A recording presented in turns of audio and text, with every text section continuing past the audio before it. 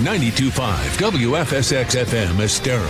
This is a special 92.5 Fox News Town Hall meeting discussing school security, safety, and guns. An exclusive presentation from the smart voice of Southwest Florida. 92.5 Fox News.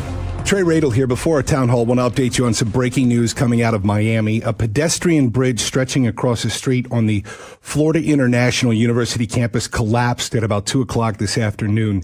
Now, this area is where US 41, which we're all familiar with, ends up from our coast and into Miami on the street, often referred to as Calle Ocho. There's no number on fatalities coming out of Miami-Dade yet, with the exception of hearing that several have been injured and multiple fatalities. As many as 8 cars were possibly crushed underneath that bridge. If that breaking news is updated, we will bring you the latest right here. What this really means is South Florida is now facing a second horrific tragedy. We have this today, and of course the Parkland shooting, which is exactly what brings us here together. Tonight, we bring to you this special radio town hall. Before me right now, a huge array of people, including law enforcement, legislators, students, educators, and more. I sit alongside Daybreak host Drew Steele as we bring you this town hall on safety, security, and guns on school campuses. Drew, it's good to have you here tonight. Oh, thank you. And just so that everybody is aware of how many people are here, and rather than count, if you would all just say hello in the count of 3. 1, 2, 3. Hello. Yeah, there's a lot of people in the room with us. And we are so grateful that you are here and an opportunity to speak about this. And obviously, we have talked about this in a lot of different ways, but it is a great opportunity for us to really dig into the topics specifically. We're going to go to a lot of different places. We're going to invite students. We have students here from Cape Coral and Fort Myers, and we have FGCU students. Then we're going to talk about their thoughts on what is happening. We're going to talk to people from the Lee County School Board, School District. We're going to talk to the Collier County School District. We've got representatives here from the state level that are going to discuss, even candidates that would like to chime in on some of their thoughts. We have a lot of people who want to discuss what is happening when it comes to security, safety, and guns on school campuses, and we are so grateful for this town hall. So right away, here's how I would like to start. I'd like to start with the students. I think that would be a good thing. So, Dalton, you have the microphone, okay? And let's go to Zach. Zach Rothman is the editor-in-chief of the Eagle News. And, Zach, I'm so glad to see you. How are you, my friend? Doing well, thank you. All right, we got to turn that mic on. Is that mic on over there? Let's just double-check and make sure. And go ahead and give me an okay there. All right, let's see. So, Zach, give me your thoughts right now on what people are talking about, the students are talking about, the school, and what you've been writing about when it comes to this, and your thoughts. Yeah, well, we've definitely noticed an uptake in political activity, really since the election, but also really since the Parkland incident. There was a candlelight vigil on campus that turned very political very quickly. I know a couple of students that were there and spoke and are now leading movements to kind of curb the legislation that would be placed upon them. And next to you is, go ahead and introduce yourself. My name is Shane Broadstone. I'm a political science student at Florida Gulf Coast University. And to kind of go on the same question that you previously stated, I think that this generation is kind of the first generation to really grow up in a society where mass shootings and school shootings have become commonplace. It's really something that students in schools have to think about. And I think that we feel that efforts being taken by legislators, by the rule-makers, by the adults aren't really being impactful enough in solving the problem at hand. And Max Slafer, I think I said that in his name right. He'll correct me if I'm wrong. No, sir, you are correct. All right. And he's one of the organizers of Southwest Florida March for Our Lives. He is a student. And what are your thoughts when you talk about, for example, even the walkout yesterday and what is coming up? Tell me about what students are saying to you. Well, ever since Parkland, there really has been a huge uptake in political activity across our campus. Students are energized from all across the political spectrum, and we've been engaging in conversations with one another, and students have become student activists recently. We've been united here in Southwest Florida with members of the student bodies from all across Florida, uniting to come together and to urge the Florida legislators to pass the bill, in which they finally did pass, which is progress. It creates a 3-day mandatory waiting period for weapons, and it has different series such as mental health, which will actually help to mitigate the problem. So since Parkland, students have been activists, and we're continuing that activism. As you stated before, we have the March for Our Lives coming up on March 24th. Over here at Centennial Park in Fort Myers, we'll be uniting with students from all across the country and showing our support to urge even more gun legislation that is going to protect our lives. As the students from FGCU was stating earlier, this is a unique problem to our generation. Ever since Columbine, mass shootings has been commonplace in our schools, and it has been on the thoughts of every single student in the United States. So this is something that is dear to our hearts, and this is a movement which we are not going to stop. And it's Galia, is that right? Yes, Galia. It is, all right, Galia. And Galia is a Cape Coral High student. Galia, your thoughts? Well, I think that ever since the Columbine shooting, like Max has been stating, but also recently with the Parkland shooting at Stoneman Douglas High School, students have just become so politically active. And I think that they really just desire some type of change. And I think that the legislation that the Florida House and the Senate and Governor Rick Scott signed recently definitely provide a foundation for the type of change that students really desire. And I think that right now the issue is more of enforcing that legislation and looking at any loopholes that the legislation might have left out, might have not addressed fully. But I think it really does combat all of the factors that had led to all of the mass shootings that have occurred, not only in schools, but mass shootings in Las Vegas or in the Orlando nightclub, so such as mental health, gun reform, and also it also addresses arming teachers and other factors that it's really an issue that has so many factors that really need to be addressed. Galia, if I may, since the Parkland shooting, what has the atmosphere been like simply walking into a public school in the state of Florida? What is the feeling there? I think that students are much more aware of their surroundings. I know that the day after the Parkland shooting at a local high school, North Fort Myers High School, a fire alarm actually went off, and it terrified many of the students that were attending school at that moment because, similar to the Parkland shooting, it was a fire alarm that instigated the shooting there. So I think that students really are so much more aware of everything that's going on politically, but also within the school itself, and they really desire more school safety. They want to be able to go to school and not feel like they might lose their life that day.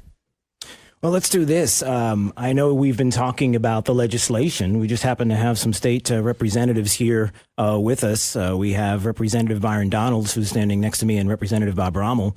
Why don't we give the microphone to Byron Donalds right now? And you know, you're hearing the students talking about the legislation and what was passed. And as you have talked to students, certainly you were talking to students there. You've been talking to many here. Your thoughts on what the students have been talking about and the legislation itself, and how do you feel will be as we move forward with it?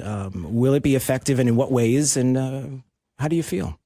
Well, first of all, overall, I think the legislation that passed both chambers, signed by the governor last Friday, is a major step in the right direction. I think we're going to cover a lot of things with respect to mental health funding, aspects of school hardening, which are needed, additional funding for school resource officers, the creation of the school guardianship program, which my colleague, Representative Bob Rommel, actually had a bill sponsoring in the House before the Parkland shooting occurred.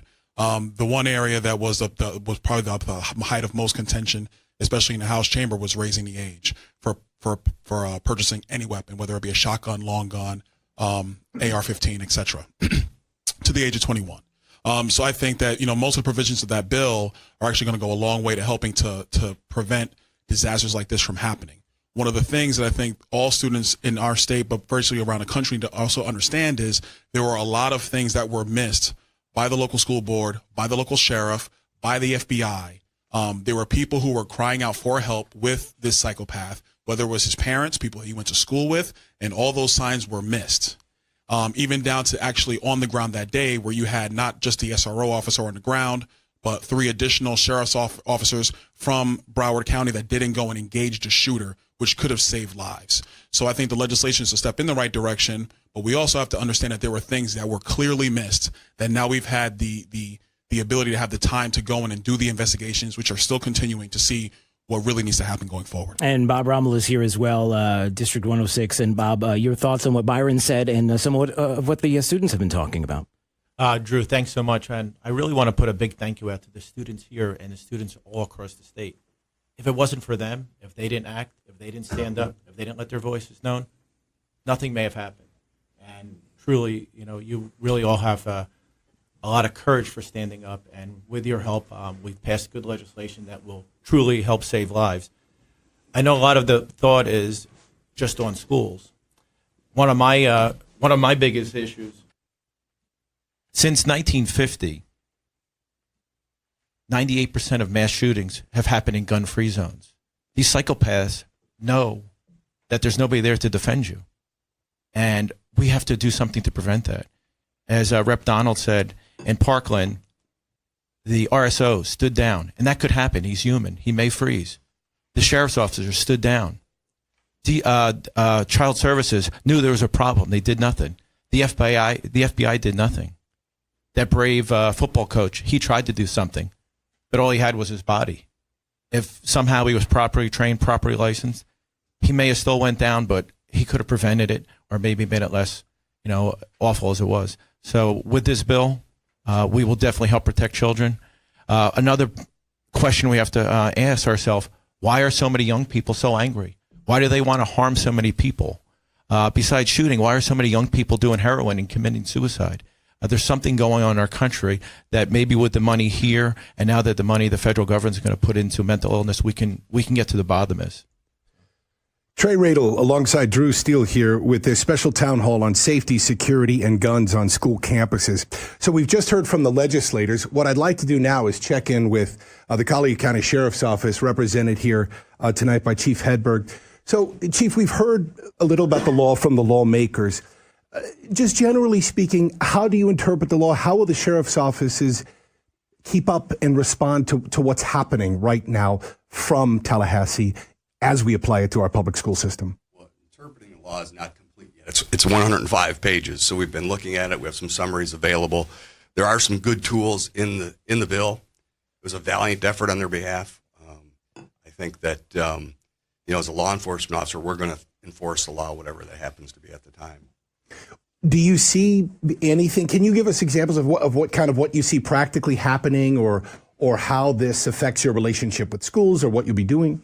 Well, we're fortunate in Collier County, and the sheriff has had a relationship with the schools, and we've had deputies in the schools since the 1970s. And that's not the case in every school district.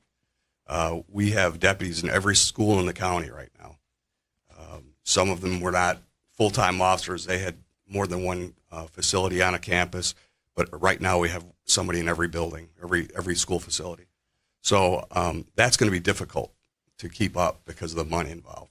So, but we're gonna try and figure out a way to do it. The Guardian program that he talked about has a requirement in there for the sheriff to train those people. I don't know if that's going to be implemented in our county or not, but if it is, then we'll provide the training that's required by the statute.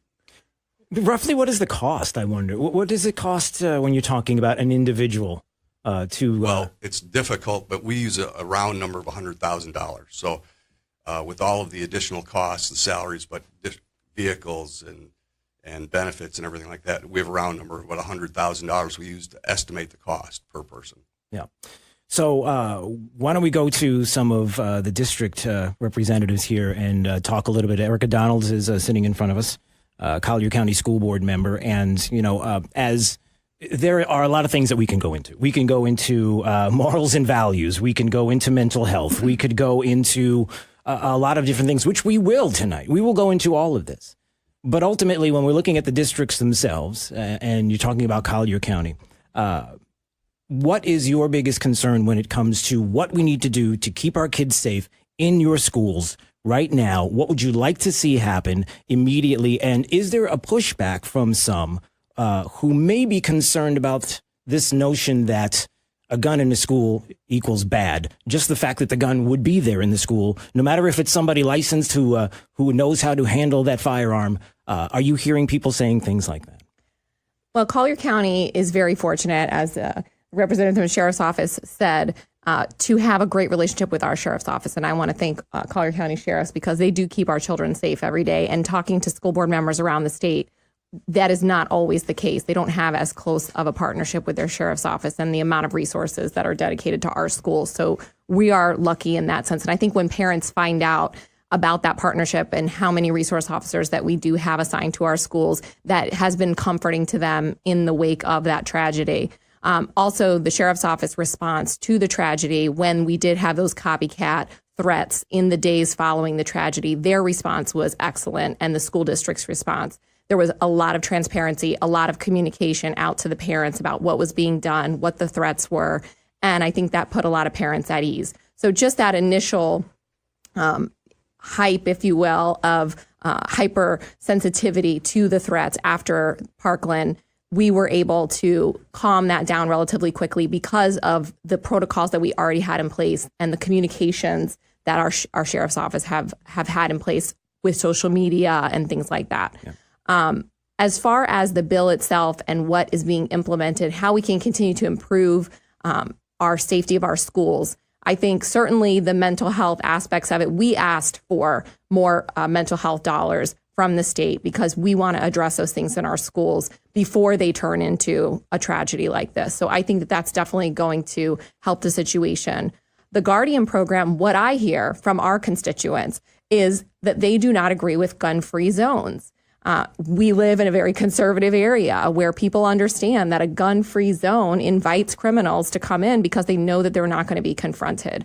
I think parents welcome the presence of the sheriff's office and would also welcome a trained professional, someone who is there that can confront a shooter head on when it happens and not 10 or 15 minutes later. So we'll get to that, and we'll get to the quote unquote arming teachers, because I think that's a bit of a misnomer when we think of grandma who's substituting once a week coming in with a Glock on her ankle. Let's, though, get to, again, in sticking with the actual implementation of this, we also have representatives from the Lee County School District, from Lee County here, the Lee County School District, the Executive Director of Operations, as well as the Executive Director of Lee County Schools. That's Mark Moore and Jerry Deming, respectively. So if we could give them, I'd ask could either of you just comment on how you interpret this legislation and what it means for you, either on a day-to-day basis or what you expect in the years to come? Sure. Thanks, Trey. I appreciate your invite here today, and I truly appreciate the comments from the students, particularly from Cape Coral High School, because we at the school district are listening, and how they feel about their safety in their schools is very important to us. So as you look at the bill, a lot of these things we have already implemented or are already in the process of doing. Similar to Collier County, we enjoy a really great relationship with the Lee County Sheriff's Office. We have SROs in a majority of our schools, and we're working to increase that presence in some of our larger schools, and also working with the local municipality to bring their policing in as well.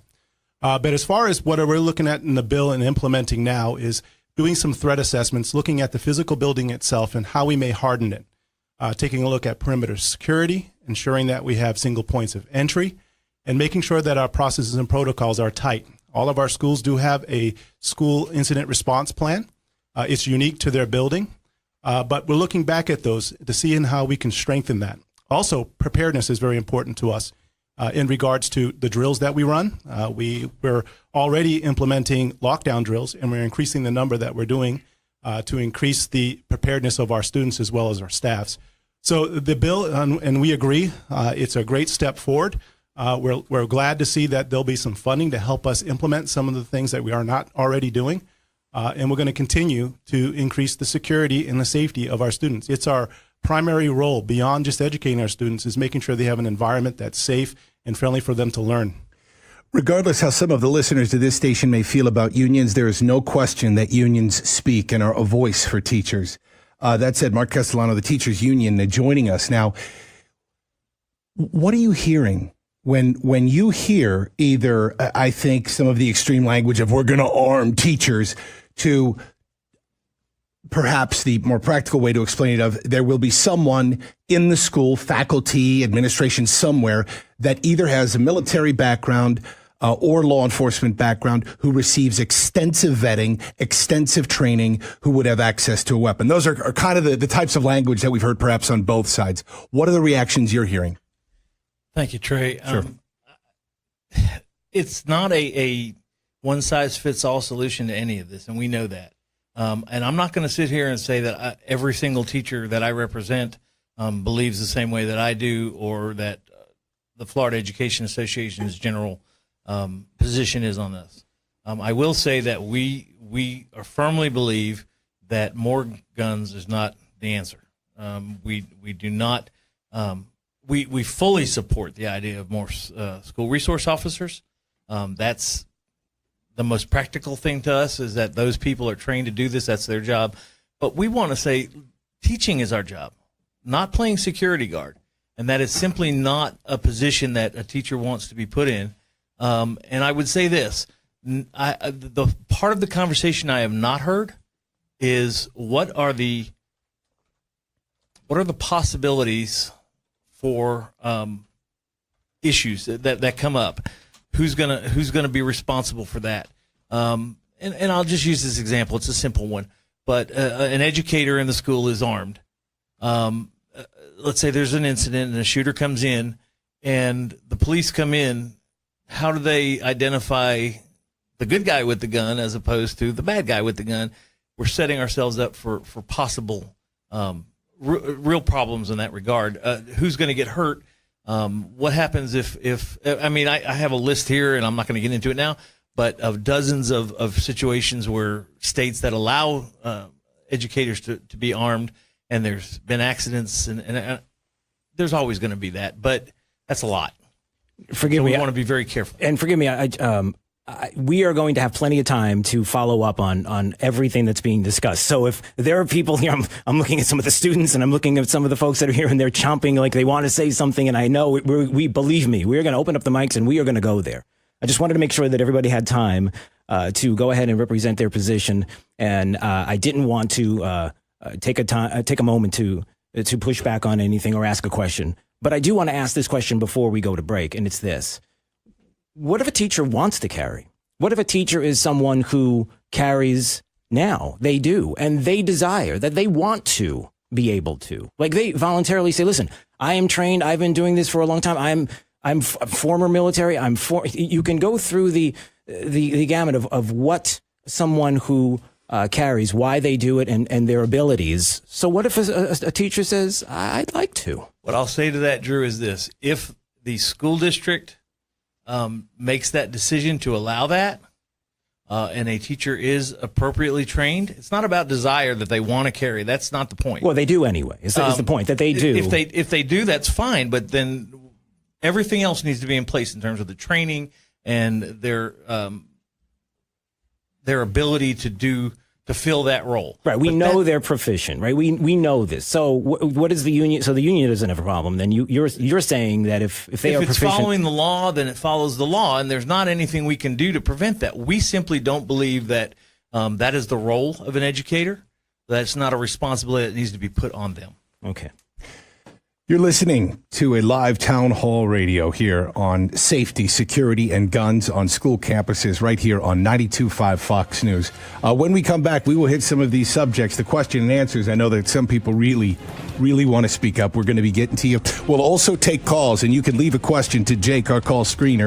Our phone number is 239-479-5592. Trey Radel alongside Drew Steele. We'll be right back. This is a special 92.5 Fox News Town Hall meeting discussing school security, safety, and guns. Now back to your hosts, Trey Radel and Drew Steele. Trey Radel alongside Drew Steele with this special town hall tonight. In the room with us, if you are just joining us, is a huge array of people with different opinions, backgrounds, and experience. We have law enforcement, legislators, students, activists, educators, including political candidates. The conversation continues here about just that, safety, security, and guns on school campuses. Byron Donalds joins us now, and we've got two state legislators in the room. And interestingly enough, they both voted differently on this gun bill. Byron, you voted no. You've talked already about the very positive aspects of this, what it does in terms of funding, mental health, etc. But as I understand it, the big sticking point for you was raising that age from 18 to 21 to purchase guns in the state of Florida. Is that right? That's correct, yeah. So you know, sometimes people say, "Oh, don't let this be the enemy of perfect. Don't let perfect be what is it? Don't let good be the enemy. Don't let bad be the enemy of perfect." I'm starting to sound like George W. Bush trying to put sentences together here. I never heard that before. Why? Yeah, that was great. Byron, is it your principle that said, "Damn it, I am not going to vote for this if that gets stuck in there"? And many people would be asking in the public right now, why couldn't that be separated?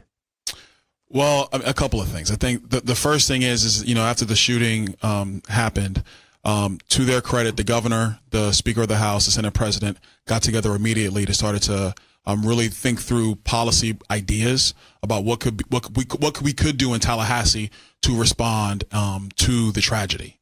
The thing for me was, like you said, was raising the age to buy a shotgun from 18 to 21. The way I looked at it, even though I support everything else in the bill wholeheartedly, I could not cross that bridge and say that a 19-year-old in our state who has the mental capability to serve in the military, who has the mental capability to vote, who has the mental capability to go to college, to be married, to have children, but they couldn't go to Dick's Sporting Goods and buy a shotgun anymore. And the only reason, in my opinion, that came up is because the age of the psychopath. It is without question, I think everybody in this room could agree, that the vast majority, I mean like 99.9999% of 19-year-olds or 20-year-olds in our state would never even contemplate doing something like this. So to say that they cannot participate in commerce to buy a shotgun or a rifle, or for that matter, the AR-15, is something that I couldn't vote for. I couldn't look at the people that I serve and represent in my district and say, because of Nicholas Cruz, because of that sick individual, you can no longer do this. I agree with you, and I'm happy to have anybody here change my mind on that. I think the United States culturally has some pretty serious issues with who we judge as an adult, where we say we're going to send you 5,000 miles away to become a killing machine in some foreign war, to where, and I'll even sound like a liberal here for a second, where we're charging 13-year-old kids as adults in court. It's horrifying to me. But I go back to the fact that we culturally in the United States, I just don't think that we've wrapped our head around what constitutes an adult and what they can do. Byron, I would say too, let me actually ask a quick in the weeds question. There was a lot of talk that some legislators who did not go along with Speaker Corcoran's bill, this bill, had some money pulled from projects. Was any money pulled from projects in Collier County? Yes. Okay. Yeah. Look, and look, politically speaking, if anybody's ever listened to this show, you know that I am an equal opportunity shot taker with Republicans and Democrats. I'm sorry for the terrible pun right now, but it is very frustrating for the people of Collier County to hear that you stuck with your principle and they're yanking money from projects. We can get to those perhaps on another show. State Representative Bob Rommel, you voted for this. What is an adult? Legally, the adult is somebody who's 18 years old. So why can't an 18-year-old purchase a weapon? Well, that wasn't part of the bill. And, I did go back and look at the Constitution. And the Constitution says that we have the right to bear arms. It doesn't say we have the right to buy arms from a licensed dealer. With this bill doesn't change anybody's rights that had a weapon before or wants to obtain a weapon currently, as long as they don't go to a licensed dealer. Only thing that we're regulating are licensed dealers. Which is a great point. And I think that is often missed. And that's actually, interestingly enough, reflecting on Byron's language, which is commerce, refusing them participation in commerce. Are there, by the way, no rules changed regarding if someone under the age of 21 is in possession of a weapon? Is that correct, as long as it's legal? That is correct. You can currently possess a weapon. When the bill first came out, I had problems with the age also. And we were debating this, in small groups. And I didn't realize until this that you had to be 21 to actually own a handgun in the United States. You had to be 21 to have a concealed weapons permit. To me, a gun is a gun is a gun. Unfortunately, we're focusing on the type of gun. And if we really want to be honest, the type of gun that was in this horrific accident or tragedy is only used in a very small percentage of homicides in the United States. Less than 2%. April Freeman is here as well. April is a candidate for Congress for Florida's 17th congressional district. And April, you're listening to all of this. You saw the workings there in Tallahassee and what was happening in the legislature and the passing of this bill.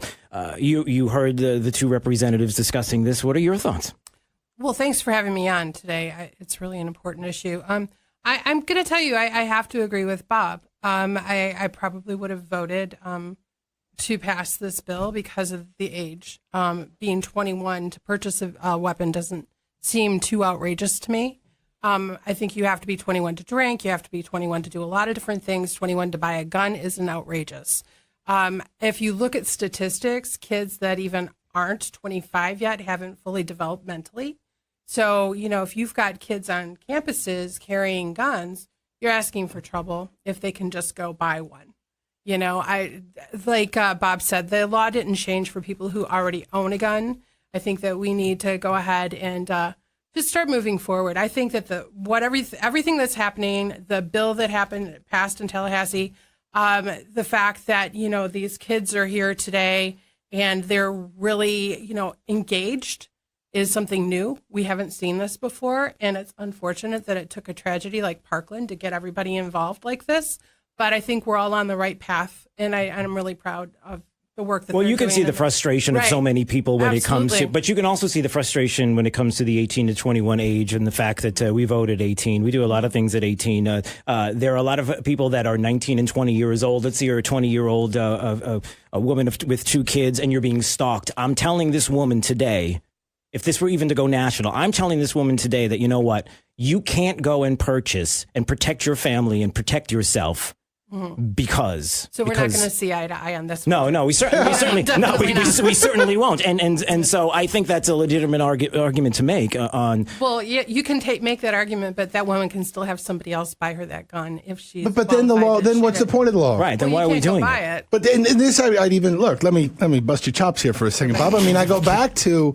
We're like, well, you can't buy it in a store, but you go get it anywhere else if you want to protect yourself. What's the point then? But what we're doing is we're protecting kids in school against people like Nicholas Cruz, right?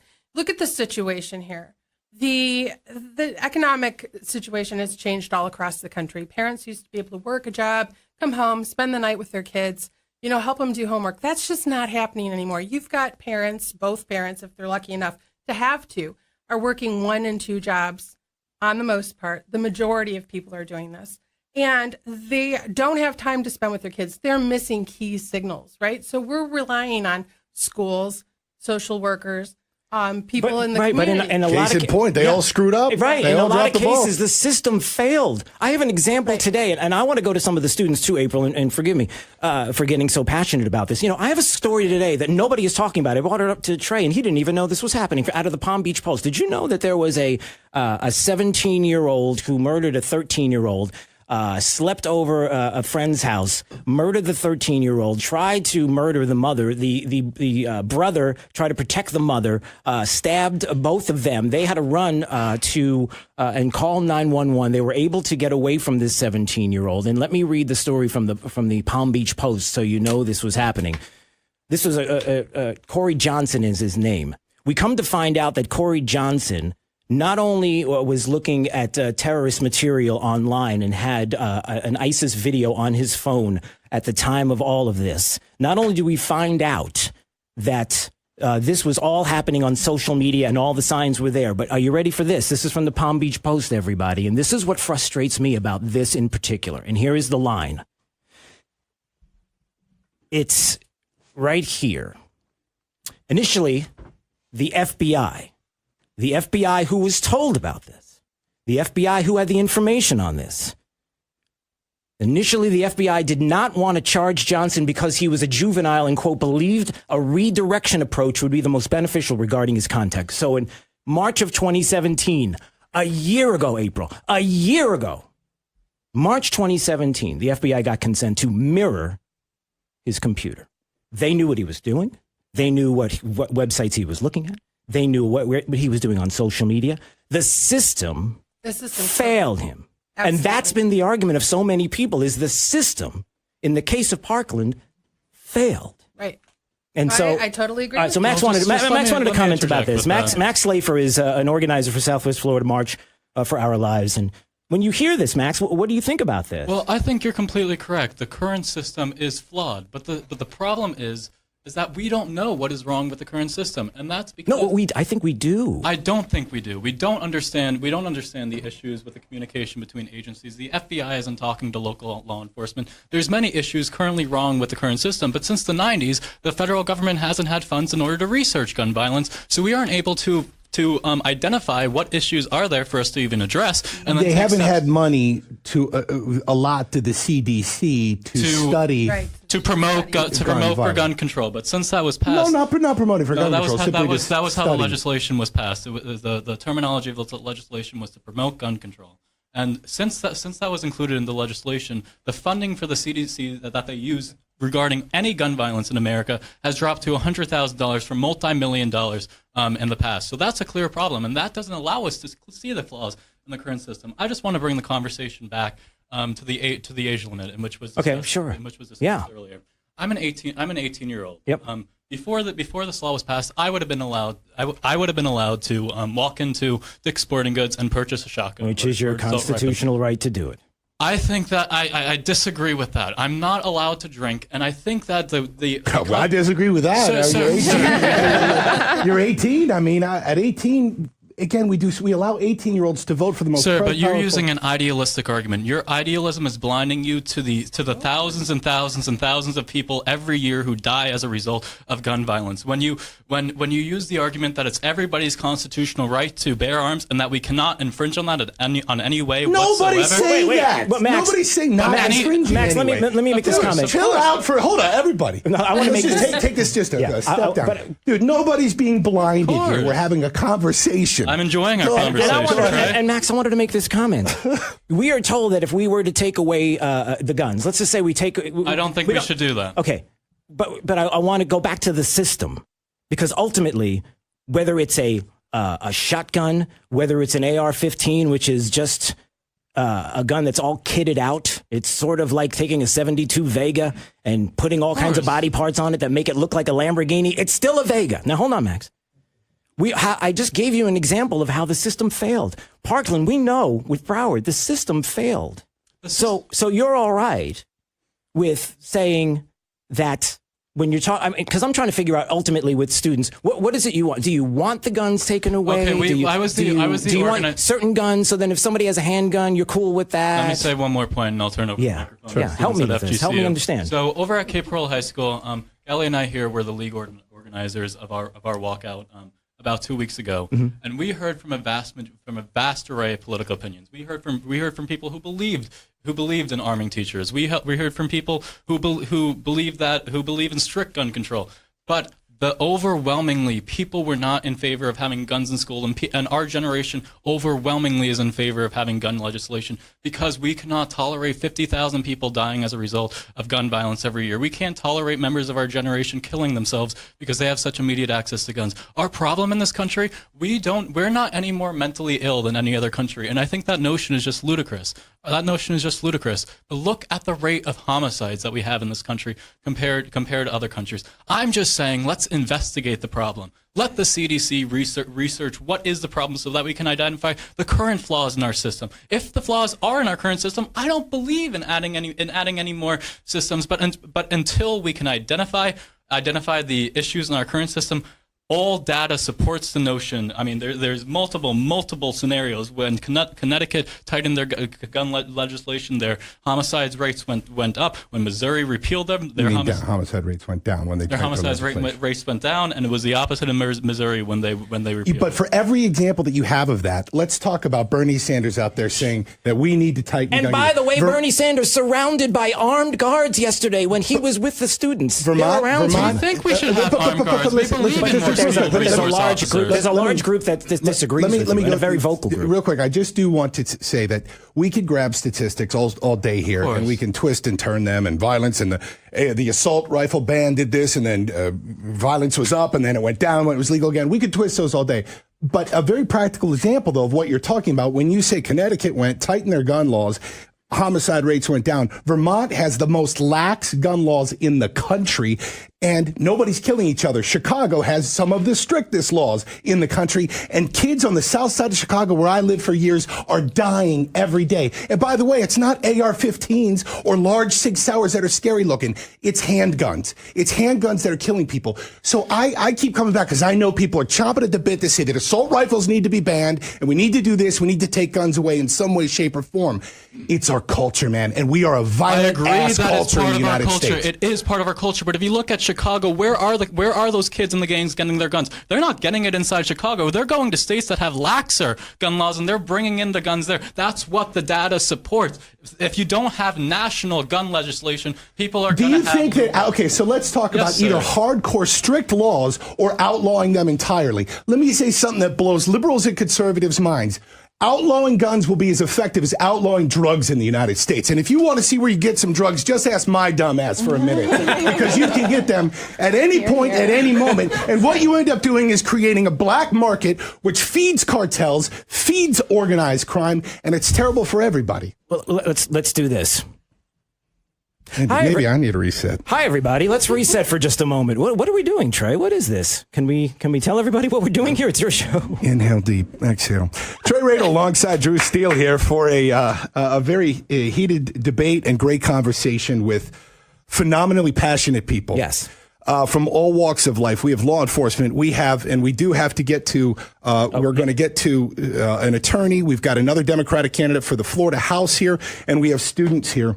All voicing our opinions, our thoughts on school safety and guns. Let's go ahead and check with Jonathan Martin. Now, you're an attorney. Yes, you also head up the Lee County Republican Executive Committee. Where are we with this lawsuit against the state of Florida regarding the raising of the age? All right. So last week, the NRA hired a law firm to sue the state of Florida and get some declaratory and injunctive relief in the state of Florida enforcing the age restriction. So the NRA basically believes with what Byron Donalds had just stated earlier. The rest of the bill, as far as mental health funding and making sure our schools are hardened and making sure that our kids aren't sitting ducks anymore, good. That's fine. I think you saw that with the bipartisan support for the bill. That's something that everybody agrees with. But when you talk about 18-year-old adults, 19-year-old adults, 20-year-old adults, why 20? The shooter was 19 years old. There's this arbitrary line that all of a sudden just became the talk of the town, the timing of the shooting, and then the fact that the legislature is in Tallahassee for a very limited period of time. This just got lumped in the bill. So the NRA is now saying, hold on, now that we're out of session, now that things are being resolved with the bill, let's look at this and let's see how it's affecting our members and Americans' constitutional rights. Because I know that I read this as well, and right out of the gate, they're talking about the Heller decision. There are people that have texted me and questioned me and said, well, wait a second, Jonathan, you're a lawyer, other states are over 21, and we haven't heard anything from the NRA. So what do you say to people that would say, we have precedent in other states? There's precedent for regulating guns in other states, for sure. The Heller decision is a fairly new decision in the grand scheme of the U.S. Constitution. Everyone talks about the United States starting in the 1700s. That's when the Constitution was written. That's when these amendments were written. Up until the 14th Amendment, there was no constitutional right for an individual to speak freely or to own a gun or to have a right for a Fourth Amendment. Basically, the amendments were to keep the federal government restricted from enforcing their rules on the state governments. But the 14th, 15th Amendment passed. That, for the first time, started to incorporate some of these amendments to the individual person. We saw that because there were some very big problems with the South not doing what the federal government wanted and treating people differently because of the color of their skin. Well, it took a while for the Second Amendment to finally trickle its way into being incorporated through the 14th and 15th Amendment. And that didn't happen until 2008. Well, we know that guns have been around for a long time, and traditionally the states regulated that, and that was left up to the states, and there was no problem with that. But in 2008, this Heller decision started to allow the federal government to control what states were doing. And so this is, I think, one of the first biggest cases regarding a prior restraint or a restriction on an individual's Second Amendment right. Okay. We have... We have Mark Lipton is Mark Lipton is a Democratic candidate for the Florida House. This is the district that Matt Caldwell. And I'm also an attorney, and that's exactly what I was going to say. Law. Yes. Yeah. So in the Heller case, there's your what intro. it did was it specifically said that the Second Amendment does allow folks to own handguns, irrespective of being in a well-regulated militia. They have a right to own guns. That's what it said. It said assault weapons could be banned, and that there could be restrictions in schools. So that was the Supreme Court. And so it basically said that the states could then take action if they wanted to modify some of the gun opportunities. What we talked about here, really, some people have mentioned it as mitigation. One size doesn't fit all, and that's been said as well. So we're trying to say, what is the problem? The problem is mental health. The problem is some gun access. The problem is hardening the schools. Those are the problems.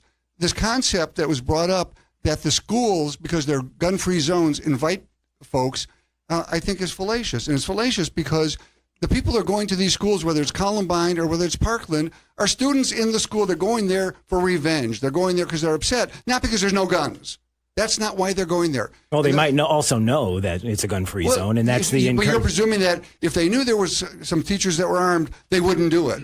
If anything, it could stop them before they do something. It could, or somebody else could get shot by the teacher because only 20% of the shots. I know we can throw assumptions around all day long. Reach their targets. I can tell you that if we're hardening schools, I can tell you that we even know, for example, if we lock students in a room, is that going to be something that could be used? Listen, I don't want to give anybody any ideas.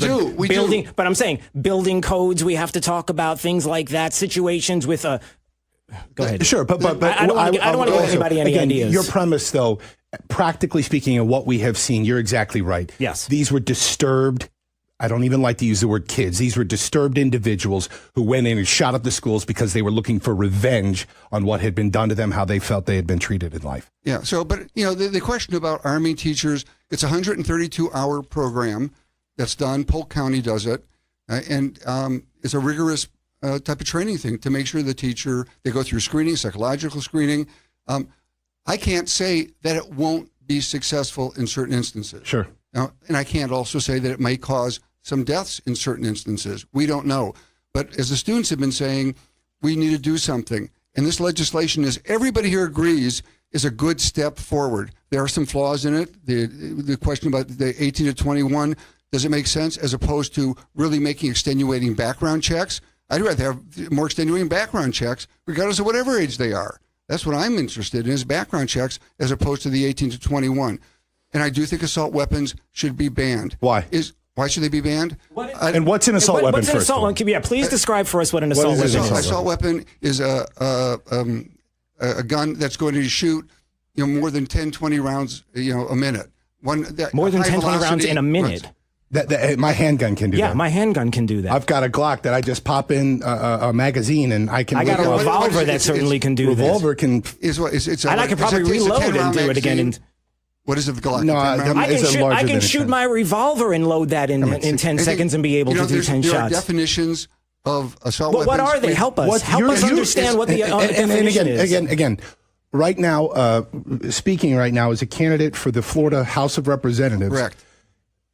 This is the big leagues now, man. Yep. You said that assault rifles should be banned. If you become the next Florida representative to represent that district, assumedly you would fight for this, propose this, fight for it. Define an assault weapon. An assault weapon is a rapid firing. What does rapid fire mean? What is rapid fire? Admit it, you don't know. If you do, then I'll give you a break, buddy. I don't know if it's 30 rounds a second or 50 rounds. But we have to define this. I know. Listen. It's the type of weapons that have been used in Mandalay Bay, that have been used in Parkland, that have been used throughout the country. Were they used at University of Virginia Tech, rather? Yeah. Virginia Tech, 32 students were killed in the largest massacre at a school campus. And that guy had 2 handguns. Sandy Hook, 4, and his AR was in the car. So look, here's what we're getting at. What I think, generally speaking, conservatives, and Lord knows I don't speak for every conservative, but people have a problem with that conservatives have a problem with people who go up and run for office and say, we need to ban assault weapons, or even grassroots activists who say we need to ban assault rifles when they cannot define them and don't even know the difference between semi-automatic and fully automatic, or how many rounds goes, or what type of ammunition is in. Then why do we ban the bump stocks? Look, we could talk that again. Don't throw a red herring to divert it. Well, because, red herring, but I hear you. The bump stocks, for me, my personal opinion, listen. If you look online, you can see people that don't use bump stocks and can do the same thing when it's the way an AR-15 operates and the way it's powered. You can do that just with the pressure against your shoulder. The word initially was we mitigate. Banning the type of weapons that the bump stock creates it, and that we've talked about when everybody can review what an assault weapon, a rapid fire weapon is. Wait, let me finish. There's no such thing as a rapid fire. So get rid of the bump stocks. I'll give you that one. Bump stocks out. Cool. What's an assault weapon? That's in the legislation, isn't it? Yeah, that's in the legislation. Okay, good. So, right.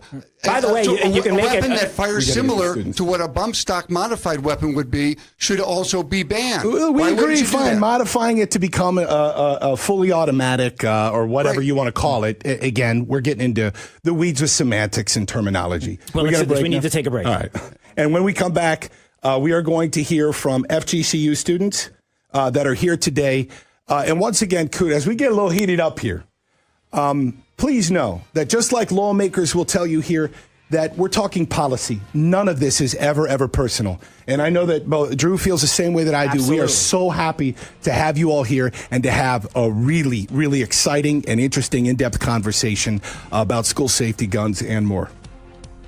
Trey Radel, along with Drew Steele, we'll be right back as we continue our town hall here. 92.5 WFSX Estero. It's 6 o'clock. On the smart voice of Southwest Florida. 92.5 Fox News.